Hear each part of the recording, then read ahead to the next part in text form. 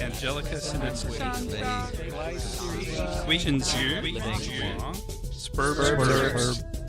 Welcome to episode 84, another exciting, scintillating episode of Spurbs Herb. Today we're going to be covering lemon balm or Melissa officinalis. So without further ado, let's get into it.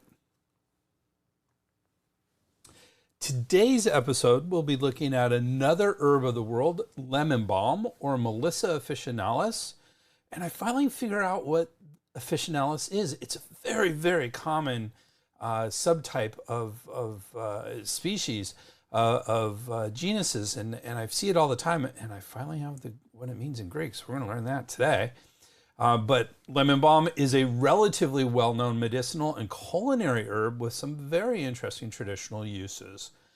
As always, we will do our deep dive into this herb and look at its traditional uses and its preparations, interactions, and cautions. And as usual, we will be adding something a little different. We are going to look at hormones and how they work on the body. It's going to be another interesting vacation into the exciting continent of herbs. Please join us. Before we get going, I just want to remind everybody, I have been teaching for quite a while now on a wide variety of topics. If you like this podcast and want to explore more of my courses, they are available at www.integrativemedicinecouncil. That's all one word. Council is COUNCIL.org, not com.org, and include a ton of different topics, including my drug herb series, looking at drugs and how they interact with herbs and vice versa, several ethics and safety courses, Chinese medical research, several treatment of condition courses such as arthritis, neck and back pain, COVID, and depression and anxiety. And one of my favorite courses, the Chinese Herbal First Aid Kit.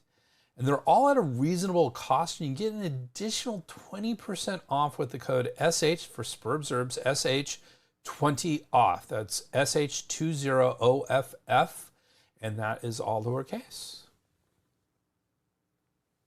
So let's start our exploration of hormones. So hormones and endocrine signaling stand in contrast to neurotransmitters and neural signaling. Neural signaling uses electrical potentials and neurotransmitters to create very rapid and very limited in both time, so they happen in short periods of time, and location, only in very specific locations. So very rapid and very limited communication along neural pathways. These allow for quick, brief actions such as muscle contraction, sensation, and cognition. In contrast, hormones are released into the bloodstream, can provide wide body responses, is less specific, and is much slower. Hormones can act anywhere from a few seconds up to 48 hours. Now, that few seconds might seem pretty quick, but neural signaling is usually in the millisecond range, so thousandth of a second range. So even a few seconds is several thousand times slower than neural signaling. Additionally, hormones can react to external stimuli as well as internal, while neural signaling really reacts only to internal stimuli. Hormones are created, stored, and released by the endocrine system. Endocrine glands, which are ductless, they do not have ducts, are the most important aspect of the endocrine system, though many, if not most, non-gland tissues can also display endocrine functions. In other words, they can make hormones as well. Hormones can have profound effects on the body and its tissues.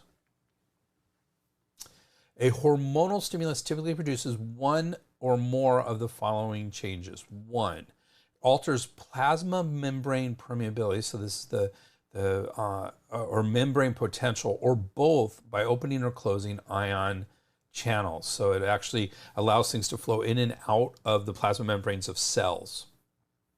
Stimulates synthesis of proteins or regulatory molecules such as enzymes within the cell. 3, it activates or deactivates enzymes. 4, it induces secretory activity. In other words, it makes something else get secreted. And 5, it can stimulate mitosis, which is actually cell division. So it can stimulate cell division as well. So there's a lot of different things that it can actually, a lot of different issues, a lot of different possibilities of how hormones act. Before we get any more specific, we should discuss hormones in the context of Chinese medicine. Well, we say we should. I say we should because this has a bent towards Chinese medicine and alternative medicine in general. Hormones are a relatively new discovery in medicine, and Chinese medicine did not and does not have specific notions of hormones. In general, hormones are said to be related to kidney yin and yang. However, I think this is too simplistic. The actions of hormones are often included, if not explicit, in our Chinese understanding of organ actions. So when we go through what each organ does, it kind of has some of the flavor of hormones as well. So for example, if you look at some of the kidney functions, they're definitely can be related to some of the corticosteroid hormones that are part of the adrenal glands, neck right on top of the kidneys. Let's talk about types of hormones. So basically, there are two types of hormones, amino acid and lipid. Amino acid hormones are synthesized from amino acids, which are the building blocks of proteins, and can be categorized as one of three types. Amine hormones are modified amino acids, primarily tryptophan and tyrosine. Those are two of approximately the 21 or 22 amino acids that are commonly found in the body. Peptide hormones are short chains of multiple amino acids. So once you start hooking them together, they're peptide hormones. And then we have protein hormones, are long chains of amino acids. And of course, amino acids are what make up proteins and help us build a large portion of our body. Lipid hormones are the other type, and lipid hormones are primarily steroid-based. Steroids are formed from cholesterol. They are very hydrophobic and need to be transported in the blood with plasma proteins, often albumin.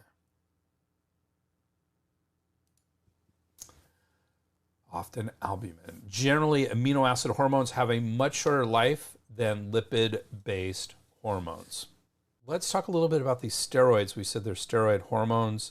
And cholesterol is the major steroid alcohol. Alcohol just means it has an OH group, a hydroxyl group somewhere. So cholesterol is the major steroid alcohol in animals and is part of the structure of cell membranes, a precursor to bile acids, steroid hormones, which is what we're talking about today, and vitamin D. Cholesterol is comprised of a steroid nucleus of 4 hydrocarbon rings, which are labeled A through D, a hydroxyl group, which is OH at carbon 3, an 8-carbon chain attached to carbon 17, and a double bond between carbons 5 and 6. Okay, that's all kind of technical organic chemistry stuff, but that's technically what a steroid is. Let's talk briefly about hormone action pathways. There are basically 2 types of pathways explaining how hormones act on the body. These are pathways which either use cell membrane hormone receptors or those that use intracellular receptors. So either a receptor that's attached to the cell membrane and actually usually goes through the cell membrane. And then there's some that just totally bypass the cell membrane. The steroid hormones can, because they're very hydrophobic, which means they don't like water, they do like fat, and our cell membrane is mostly fat. It allows it to go straight through the cell membrane. And so then there are intracellular receptors for them. Cell membrane receptors are usually how hydrophilic, those that, technically that means loving water. So those who like water, hormones, so these are hydrophilic hormones, act on the cells as they cannot diffuse through the phospholipid bilayer of the cell membrane. Remember, that's how our cell membrane is laid out. It's called a phospholipid bilayer, and it has phospho, which is hydrophilic on the outside, lipids on the inside, and water doesn't want to pass through that, which is good. Otherwise, all our water in our cells would leak out. So we want that barrier there. After activation of the membrane receptor, a second messenger system is activated, most often a G protein system. That's what this second messenger system is called. G protein receptors are comprised of a receptor that spans the plasma membrane of the cell and is attached to a G protein on the inside of the cell. A ligand, or in this case, we're talking about the hormone. A ligand is just anything that attaches to a receptor. So a ligand binds the receptor, which causes the alpha subunit to bind GTP, which is guanosine triphosphate, and dissociate into two intracellular components, the alpha GTP subunit and the beta gamma subunit. So this is a little technical, but basically what happens is you have a receptor, causes a conformational change that allows GTP to be bound and to dissociate two subcomponents from that G protein. These can interact with other molecules to exert their influence on the cell. These other molecules are called second messenger systems. Three most common of these second messenger systems are the cyclic adenosine monophosphate, or the CAMP, cyclic AMP system, the IP3 system, and the diacylglycerol system. Again, this is getting into some pretty good biochemistry, so we're not going to get too far into it here. But here's the bottom line with these second messenger systems and why they're so important. Second messenger systems tend to magnify the effect of the initial activation, as each step of the cascade acts on several other chemicals, not just one. This means one G protein activation can affect hundreds or thousands of proteins, and this process is called amplification. And that's why these G protein receptors are really important, and how just a little hormone, a little chemical can have a huge effect is because of this amplification. So let's talk about intracellular receptors, the other main type of receptors for hormones. These receptors remain completely within the cell in the cytosol, which is the inside of the cell, basically the fluid inside the cell. This means a drug needs to be lipophilic enough, which means it needs to be fat-loving enough to pass through the cell membrane, because it's mostly fat, in order to bind with the receptor. Once bound, the drug receptor complex moves into the nucleus of the cell, which is where the DNA is stored, and promotes DNA transcription to messenger RNA, and ultimately increases protein synthesis. Messenger RNA goes off and that sort of becomes the blueprint for proteins. So mRNA is very important. Steroid hormones are common ligands for these receptors, which is why we're talking about them. And that pretty much concludes our introduction to hormones. Nice little introduction. And so with that intro to hormones, let's get into today's herb. That was our little something different. So today we're talking about Melissa officinalis, or lemon balm. It comes from the family Lamiaceae, which we've actually had several herbs now that are in this family. It's a great family. We're going to find out a little bit more about it in just a minute. The species is Melissa officinalis L. L, if you remember, refers to the biologist, and in this case, this refers to Linnaeus, who's actually kind of considered the first. He's not the first botanist or biologist, but he's the one who kind of created this binomial system that we use. So whenever you see L, it was like one of the first species that was actually put into the system. So this is originally there. The medicinal part of lemon balm is mostly the leaves. Most things are the leaves, though the whole plant can be used medicinally as well. Other names for this is just balm. So forget lemon balm, it's just balm. Or bee balm is a very common. We'll see bee a lot, and we're going to find out why that is in just a few. So bee balm, bee herb, blue balm, Melissa balm, balm mint. Why is it mint? We're going to find that out too. Common balm, cure-all. Sometimes it's just called cure-all. This was considered a cure-all. It could help everything. Dropsy plant, honey plant, sweet balm, sweet Mary, English balm, garden balm, and this is one of my favorites, Heart's Delight. Like that for this. All right, let's talk briefly about the family, and then we'll get back to the herb specifically. So the Lamiaceae family includes flowering plants commonly known as the mint, dead nettle, or sage family. Right there you can see why balm mint might be one of the names, is it's in the mint family. Generally, Lamiaceae is considered the more correct name, though Labiatae is a correct alternative. These have hundreds of years of history and name changes, so sometimes you'll see things like this. But right now, Lamiaceae is the more correct name, though you will still sometimes hear Labiatae. These include many aromatic culinary and medicinal herbs, including basil, mint, rosemary. Rosemary is interesting because we don't really discuss it very much, but one of the components of lemon balm is rosmarinic acid. So that actually is one of the chemicals contents from rosemary. Sage, savory, marjoram, oregano, hyssop, thyme, lavender, salvia, catnip, oriental motherwort, and perilla. So we've had a lot of these in our conversations on herbs. There are approximately 236 genera and up to 7,500 species.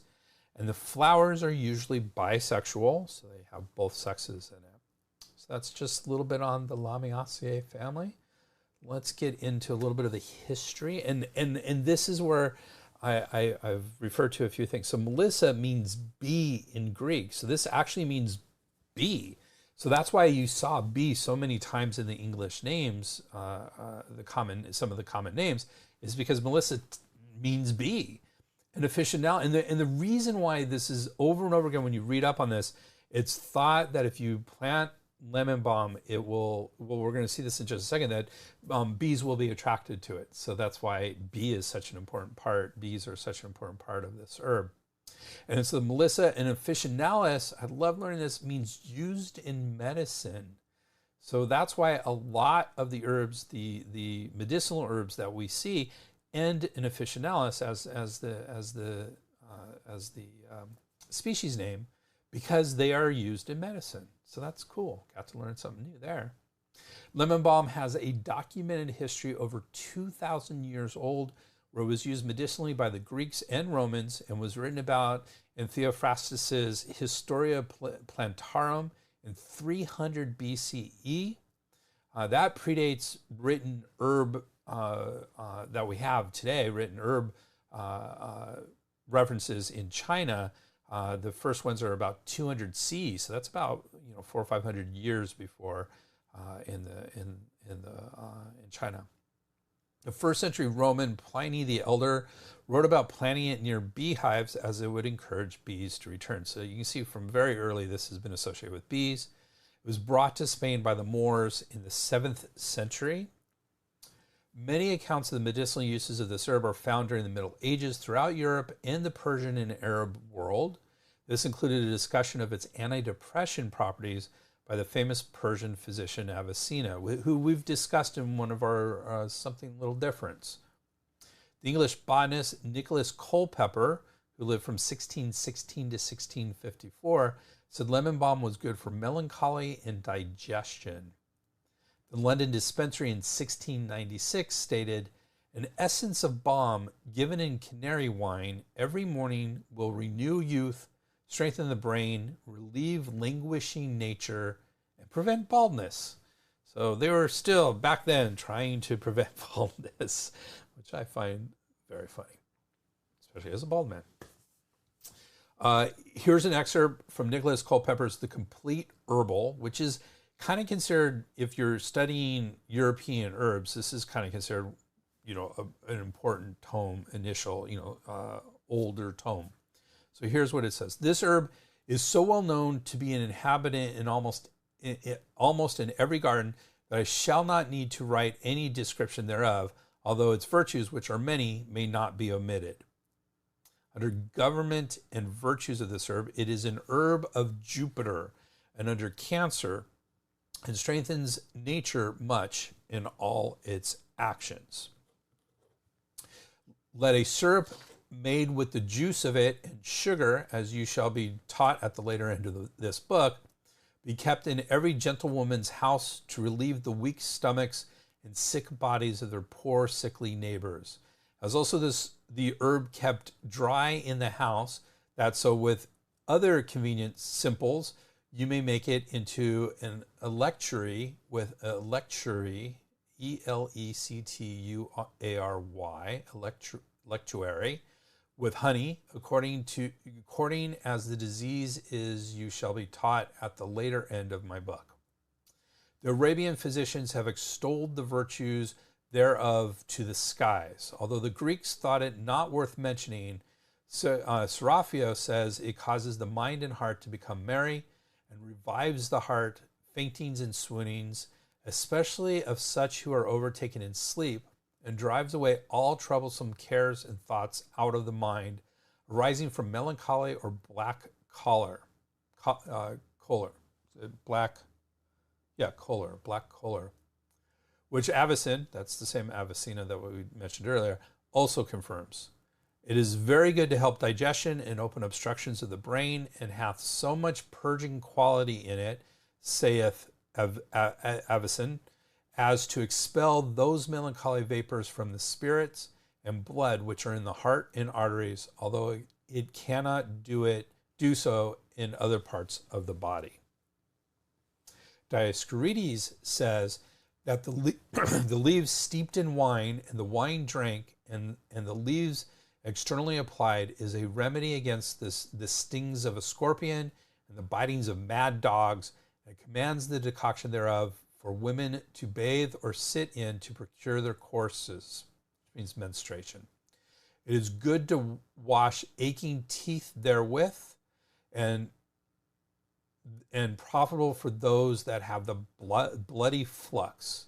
The leaves also with a little niter taken in drink are good against the surfeit of mushrooms, and there was too many mushrooms, helps the griping pains of the belly, or sometimes I hear griping, but it also gripping pains of the body, of the belly, and being made into an electuary, it is good for them that cannot fetch their breath.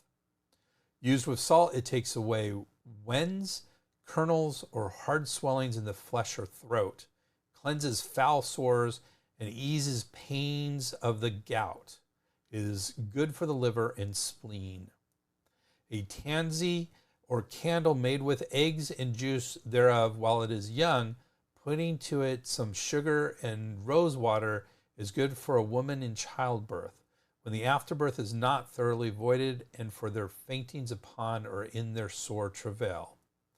The herb bruised and boiled in a little wine and oil, and laid warm on a boil, will ripen it and break it. Wow, that was a lot, and that's interesting. This was written 1653-ish, so this is 375 years old. That's quite a lot. Other uses of this herb. Lemon balm has many uses other than the medicinal ones we're about to explore. It is an ornamental plant. Its essential oil can be an ingredient in perfume, and it can be used in toothpaste. It's also used as a culinary herb, especially in fish dishes, and as the main ingredient in lemon balm pesto, which sounds delicious. The Herb Society of America says it can be used in many different types of dishes, from beverages to appetizers, main courses, and desserts. It can be added to salads, sandwiches, soups, stews, butters, cheeses, fish, stuffings for poultry, pork, and veal, egg dishes, vegetables, fruit cups, jams, jellies, sauces, marinades, dressings, herb vinegar, wine, punch, cakes, custards, tarts, sorbets, ice cream, cookies, crepes, pies, and cheesecakes. And now I'm hungry. The Herb Society of America also discusses its use in crafts such as potpourri and sleep pillows and floral arrangements, and cosmetics such as in homemade toiletries, so soaps and washes and things along those lines. So it has lots of other uses. All right, let's get into its traditional uses. One of my sources for this is the PDR for Herbal Medicines, which I really like. It's a very large book with a good scientific basis to it. PDR is something I remember back in the day, always as someone interested in medicine, that it's called the Physician's Desk Reference. That's what it refers to. And the original PDR was all about drugs. So if you had a question on a drug, you go to the PDR and have all the information there. And so the PDR was that. So here's a PDR for Herbal Medicines. And it says it was approved by Commission E for nervousness and insomnia. So if you're not, we've mentioned Commission E multiple times on this podcast. Commission E was commissioned in Europe in, I believe, the 90s, maybe as early as the 80s. And it was designed to look at did these herbs actually do what it said to do? So when it's approved by commissioning, it says there's enough evidence to say that it may do something for these things. It's not definitive, and now we consider it a bit older. It has not been kept updated, but still, commissioning, if it's approved, means that it can be easily sold in Europe, and so that's a pretty big hurdle for an herb to overcome at this point. So commissioning approval is useful and is still relatively important sort of thing, though newer herbs would not have the ability to get approved by commissioning because it's no longer around. But this was, and so this was approved by commissioning for nervousness and insomnia. PDR says unproven uses include in folk medicine, the drug is utilized as decoctions of the flowering shoots for nervous complaints, lower abdominal disorders, meteorism, which I'm not sure what that is. I meant to look that up, but man, that's a term I haven't heard, meteorism. Nervous gastric complaints, hysteria and melancholia, chronic bronchial catarrh, which is a cough, nervous palpitations, vomiting, migraine, nervous debility, headache, and high blood pressure. It is used externally for rheumatism, nerve pains, and stiff necks, and it has in parentheses compress, so as a compress for stiff necks. The Herb Society of America says, although it has been used primarily for depression and anxiety, insomnia and dyspepsia, the long list of maladies for which lemon balm has traditionally been used also include bronchitis, asthma, coughs, fever, menstrual problems, hypertension, migraines, shock, vertigo, eczema and skin problems, gout, insect bites and stings, snake bites, and skin infections. Some even believe the plant would remedy baldness, as we mentioned when we read Nicholas Culpepper's comments.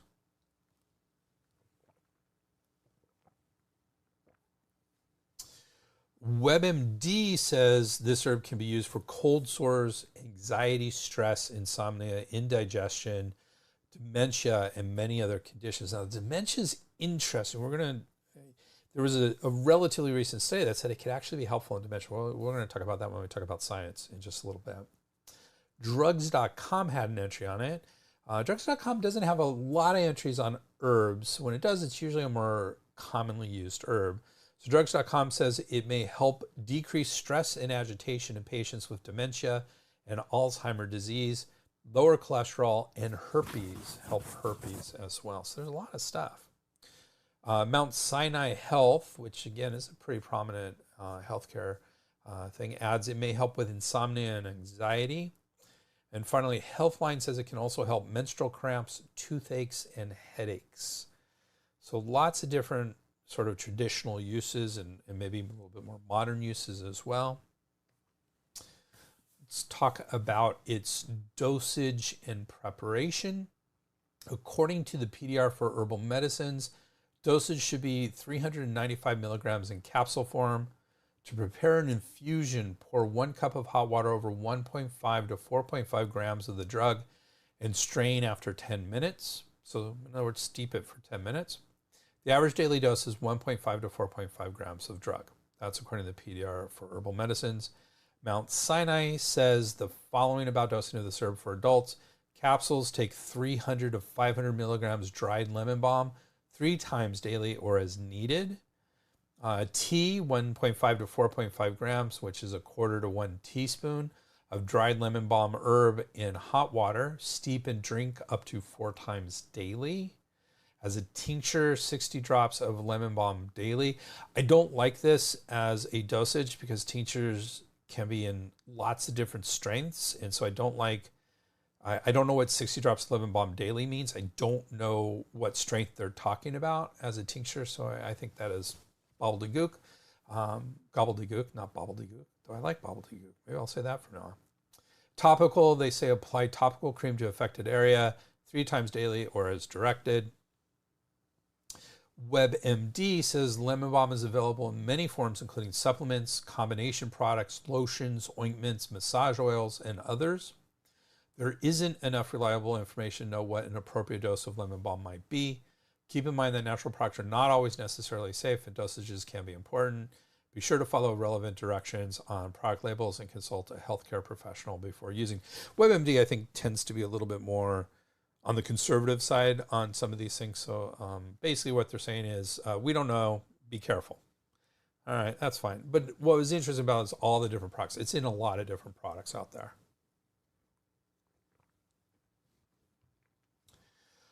The Energetics of Western Herbs, a Materia Medica integrating Western and Oriental herb medicine traditions, Volume 2, says this herb should be used in the following doses: as an infusion, 8 to 16 grams.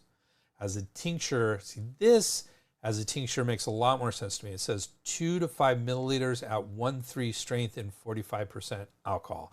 So that gives me enough information to create a tincture and to be able to use it at this dosing. Just saying 60 drops of a tincture doesn't tell me anything about the strength, how much lemon balm there is in there. Essential oil, use 1 drop in a gel cap topped with some olive oil. And I'm assuming that means, because it's in a gel cap, internally. So that's an interesting one. And the essential oils are important for this herb. We're going to talk about that in a little bit, but not usually the way I would take something.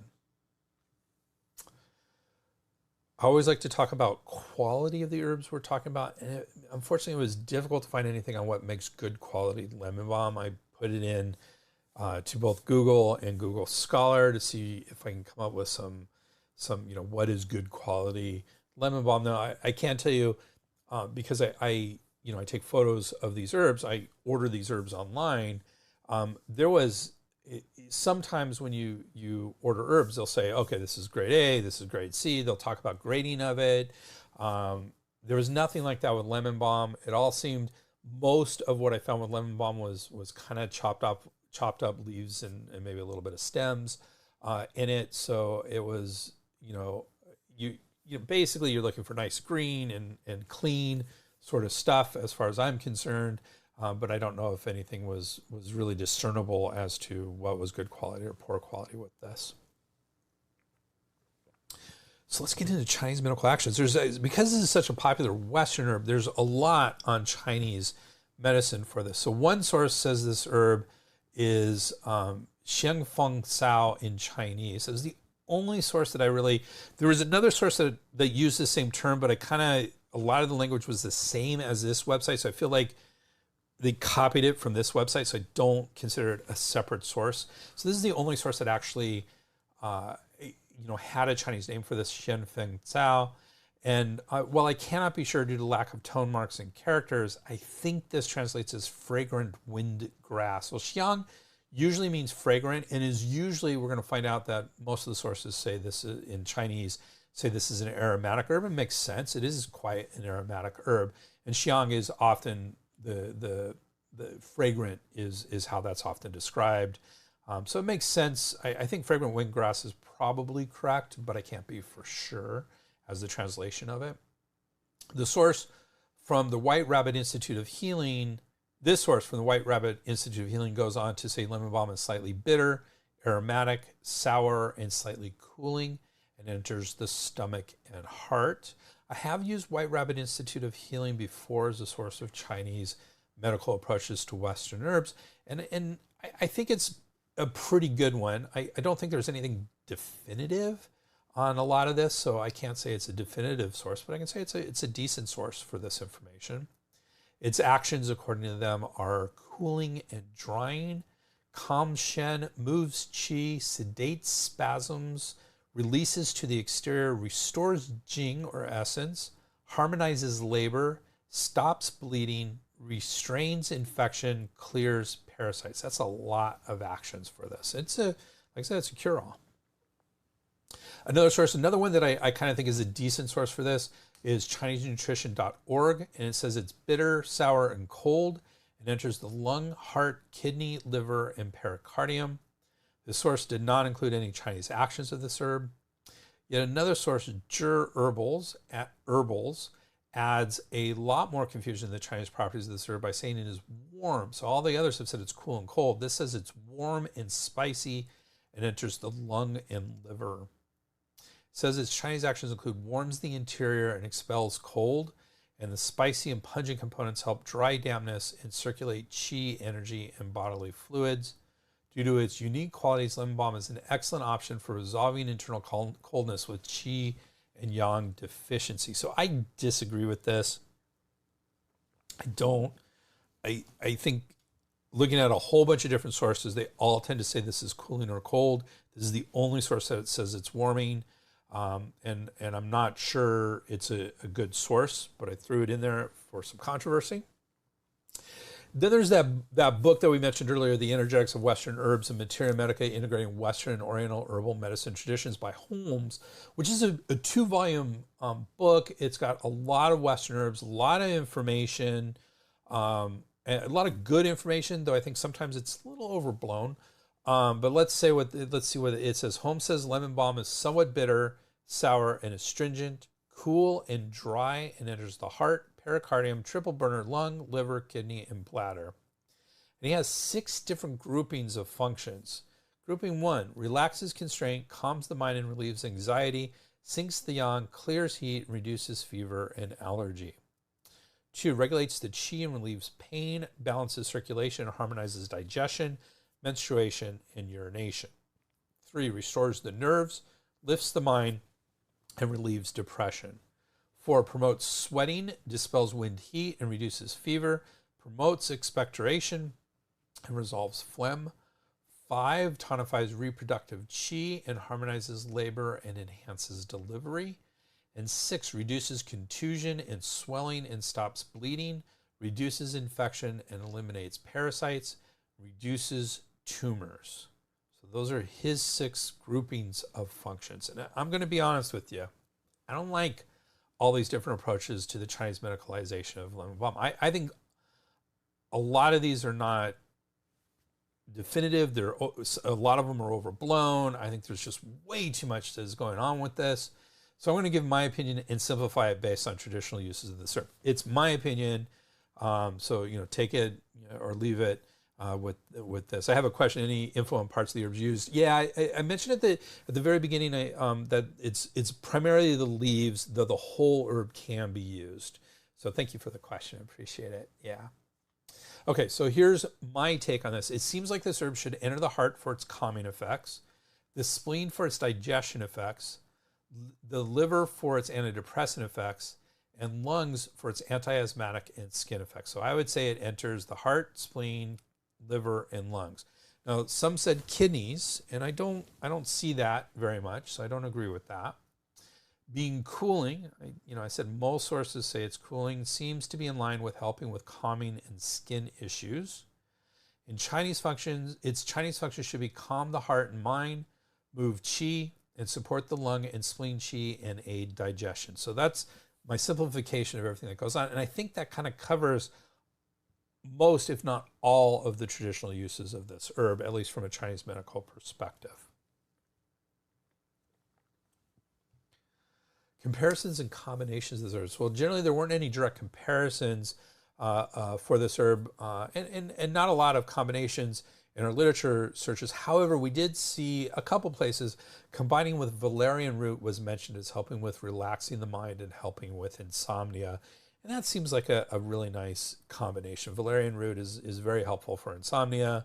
And I think this adds a lot of anti-anxiety and helping with insomnia as well. So that seems like a really nice combination. Again, it was mentioned on a couple sources, not super major, just like, and this is sometimes combined with, and that's it. And that was the only thing that was ever mentioned with a combination of this herb. Contents of this herb. So the Herb Society of America has an excellent passage on the contents of lemon balm. And here's the quote from there. Although over 100 chemicals have been identified in Melissa officinalis, the main components of the essential oil are citral, which are neural and geraniol. Those are the actual essential oils. Citronellal, so it's AL on the end.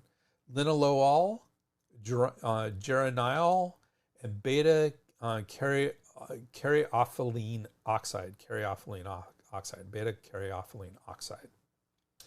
Evans, which is a pharmacology book, says lemon balm yields only a small quantity of volatile oil, which is the same thing as an essential oil, and it says 0.06 to 0.4% are volatile oils, which nonetheless give the plant, when crushed, its strong lemon-like odor. Principal components of the oil are the aldehyde citral, composed of the isomers geraniol and nerol, and citronellol. So they mention basically the same things as was mentioned by the Herb Society of America, but it explains that geraniol and nerol are actually isomers of citral. So they're all very, very closely related. Vidal, McCreath, and Clement, which is a pharmacognosy book as well, agree with these ingredients and adds a few. Citral, nerol, citronellol, beta-caryophyllene, all those we've talked about, but adds germacrine D and ursolic and oleanolic acids. The Herb Society of America also says lemon balm contains flavonoids, which can have an antioxidant effect. Other phytochemicals in lemon balm which may provide antioxidant activity include phenolic acids, terpenes, rosmarinic acid. Remember I mentioned rosmarinic action when we mentioned rosemary was in the same family. And caffeic acids as well. Lemon balm also contains tannins, which are astringent and contribute to lemon balm's antiviral effects, and eugenol acetate, which is believed to be one of the phytochemicals responsible for lemon balm's reported antispasmodic effects, so helping spasms. They also say it contains vitamin C and thiamine, which is one of the vitamin Bs. A lot of contents there. Let's talk a little bit about the science of this herb. Vidal, McCreath, and Clement, which is that pharmacognosy textbook, says lemon balm is antispasmodic, sedative, antimicrobial, and antiviral, which I find to be same thing. You know, if you have antimicrobial, it's also antiviral, but okay. What is nice about this herb is there appears to be several systematic reviews, the highest level of evidence looking at various medicinal claims. I love that. I don't often get to see systematic reviews on herbs. So when I see them, I think that's important because they are the highest level of evidence.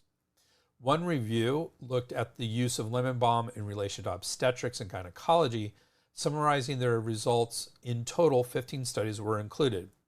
M. officinalis appears to be useful in pain reduction, childbirth after pain and primary dysmenorrhea. So that's dysmenorrhea is painful menses, improving premenstrual symptoms and postpartum blues.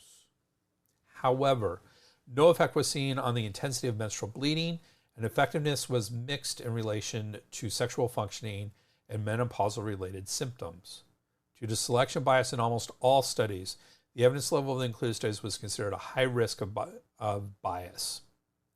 They continue to conclude this intervention might have benefits for gynecological conditions, but it is not strongly supported by the available evidence. So systematic reviews, one of the things it does is it doesn't just look at a study and says, oh, it does this, it's really good.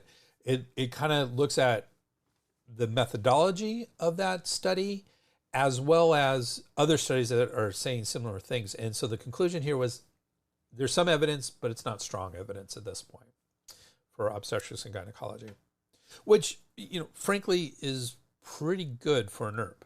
You know, most herbs don't have strong, at this point, have strong studies for it. So that's not bad. A narrow review of lemon balm and other herbs' effects on dementia found among 8 articles identified on lemon balm, 7 studies found it effective in improving mood or cognition with dementia. So that's good. Told you we'd talk a little bit about dementia earlier. A systematic review and meta-study, which again, systematic reviews, I think are considered a subtype of meta-study or vice versa. I can never keep that straight in my head. But a meta-study kind of combines the information from several studies and kind of uses the same information and redoes the statistics to come up with like a larger study. So that's, again, it's considered very similar to a systematic review, a very high level of evidence.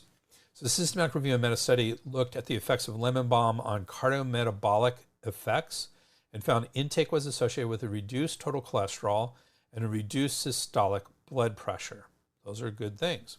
However, intake was not associated with statistically significant changes in triglycerides, low-density lipoprotein, LDL, the bad cholesterol, diastolic blood pressure, high-sensitivity C-reactive protein levels, fasting blood sugar, HbA1c, which is a measure of long-term sugar control, insulin or high-density lipoprotein, HDL, which is the good cholesterol levels. So it didn't do a lot when it came to cardiometabolic issues.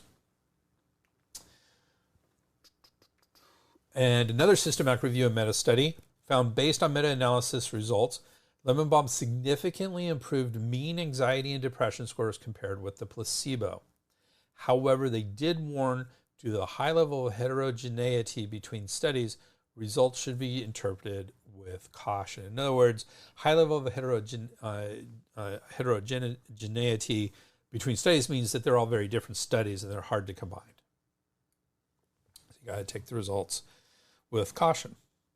And I did look at a Cochrane Library database search, did not yield any reviews about lemon balm. Cochrane Library database is usually pretty good about systematic reviews, and it's a pretty good resource. So, and nothing was there. So overall, if you look at the science of this, I gotta say, I mean, some of this sounds kind of negative. Some of this, like this last one, the results should be interpreted with caution. If it doesn't say that, it's a bad review. They all say that, basically, unless it's just a out of the park sort of review. So that doesn't bother me. I would say that looking at the science, this is relatively positive. Like you rarely get this level of positive science from herbs. And so pretty good, even though not perfect and not, thing. But what I take away from all this is definitely for anxiety and depression, it seems to be really good. And it might be helpful on some of these other things we mentioned as well. Let's talk about drug-herb interactions. There are some opinions that lemon balm may be synergistic with some antidepressants and especially anxiolytics, but there does not appear to be any issues in the literature. So this, you'll have, people who will give opinions on drug-herb interactions, and they will say things like this: this herb is good for depression and for anxiety, therefore there's a possibility that it might, act in some way with antidepressants and anxiolytics, which help anxiety, and therefore we need to be careful about drug-herb interactions. Well, okay, I guess on a surface level that is correct, but there's no evidence really of that being the case. And so I wouldn't worry about it. And it does seem like people are taking antidepressants and anxiolytics with this herb and not having major issues with that combination, though, that wasn't specifically looked at, so I'm not advocating for that. But I don't think there's any evidence that there's some issue here. And that's important to me, is that there's some evidence. One study looked at the in vitro effects of herbs, including lemon balm, on the metabolism of tamoxifen. The study found both lemon balm and skullcap may interfere with the bioactivation of tamoxifen. However, this was not a clinical study. So in vitro means in glass, in test tubes, in experiments, not in vivo, which means in life, which means animals or humans, and it's not clinical, which means in humans. So just because something does something when you combine it in a test tube does not mean it's going to do the same thing when it's taken in human form. So if I were taking tamoxifen, I'll be honest with you, if I was taking tamoxifen, I'd be very cautious of adding any herbs into that regimen. That's an anti-cancer agent. I'd be very careful about adding anything into a tamoxifen regimen. Not that I wouldn't, but I'd be very careful. And so this study, just adds a little bit more to that caution, but it does not, to me, mean that there is this issue in humans. It's D-level evidence, lowest level of evidence there is for an interaction. 2 studies specifically state there were no significant risk of interaction in the literature. So that's interesting. So 2 other studies that went through the literature, just like I did. Maybe was probably not as in depth as these 2 studies. They both came out and said there doesn't seem to be any interactions here to be worried about in the literature for now. One of my great sources for safety is the American Herbal Products Association's Botanical Safety Handbook. And it puts this herb in interaction class A, their highest level of interaction class A, which means by highest, I mean best, like least likely. And interaction class A says herbs for which no clinically relevant interactions are expected. So as far as they're concerned, pretty darn safe for interactions. Concerns. Are there any concerns for this herb? So according to the PDR for herbal medicines, no health hazards or side effects are known in conjunction with the proper administration of designated therapeutic dosages. A discussion of liver toxic herbs by the National Institutes of Health says in small trials, lemon balm extracts have appeared to be well tolerated with only a few minor adverse non-specific effects such as headache, dizziness, bloating, which often have been similar in frequency among persons receiving the placebo. Despite wide-scale use as an herbal supplement, lemon balm extract has not been linked to published instances of clinically apparent liver injury. So this was specific about liver. So no issues for the liver there. WebMD, which remember I said is a little bit more on the conservative side, says lemon balm supplements are possibly safe when used at a dose of up to 500 milligrams daily for up to 6 months. Side effects are generally mild and might include increased appetite, nausea, dizziness, and wheezing. There isn't enough reliable information to know if lemon balm is safe to use for more than 6 months. It may cause skin irritation. There isn't enough reliable information to know if lemon balm is safe to use when pregnant or breastfeeding. And they say stay on the safe side and avoid use in the cases of pregnancy or breastfeeding. And finally, the American Herbal Products Association's Botanical Safety Handbook puts this herb in safety class 1. Again, their safest class. And safety class 1 says herbs that can be safely consumed when used appropriately. So there doesn't seem to be many concerns here. There's a few issues maybe, but most of the side effects seem pretty straightforward. I think this is a pretty darn safe herb to be looking at. And again, I wouldn't have any questions about giving this herb to a patient. Well, that is it for this episode. Wrapping up, we started our discussion today with a look at hormones and how they work on the body. From there, we did our deep dive into lemon balm or Melissa officinalis, one of the most commonly used herbs used to help depression, anxiety, and gastrointestinal issues, among other ailments. It was once considered a cure-all. It has a very long history of use and appears to be quite safe. Overall, another helpful herb. I got to say, after doing this, I certainly would not hesitate in offering this herb. I have been after I did our deep dive into valerian root. I don't know how many episodes ago. I have suggested that to a few patients, and this, I don't have any problem suggesting this for depression, anxiety, and insomnia. So I think this is another useful herb. I don't know how strong an herb it is, but it did seem to have some pretty good effects on depression, anxiety. And if you have effects on depression, anxiety, often you will help insomnia as well. So I think this is great. For me, as an acupuncturist and herbalist, I probably wouldn't use it for gastrointestinal issues because that kind of is where we live in Chinese medicine. So I'd probably stick to my Chinese medicine for that. But for depression, anxiety, this certainly might become part of my toolkit. I think it's a really interesting herb. In our next episode, we will be exploring another interesting Chinese herb, Niubangzi, or Arctii fructus, Niubangzi, Arctii fructus, or great burdock fruit. This herb is in the Chinese medical subcategory of cool acrid herbs that release the exterior under the category of release the exterior herbs. It is helpful for certain types of colds, sore throats, and as a seed can help constipation. And as usual, we will be exploring something a little different. Please join us for this intriguing episode. See you in 2 weeks. Thank you very much for joining us today. If you like this podcast, would you do us a humongous favor? Give us a 5-star rating in your favorite podcast app or subscribe. We'd love for you to subscribe, and we thank you for even considering doing that. And remember, you can get continuing education units and National Certification Commission of Acupuncture and Oriental Medicine professional development activities at www.integrativemedicinecouncil.org. That's Integrative Medicine Council, COUNCIL.org. Don't forget that 20% off with the code SH20OFF. Spurbs Herbs SH20 off. And you can always get in touch with me at Dr. Greg at spurbsherbs.com or at our website, www.spurbsherbs.com. That's SPERBSHERBS.com. We Americans have a silent H there, which I know very well because I taught this in Australia and they would make fun of me. So Spurbs, it says, we say Spurbs Herbs, but they would say Spurbs Herbs. So there we go. Thank you very much.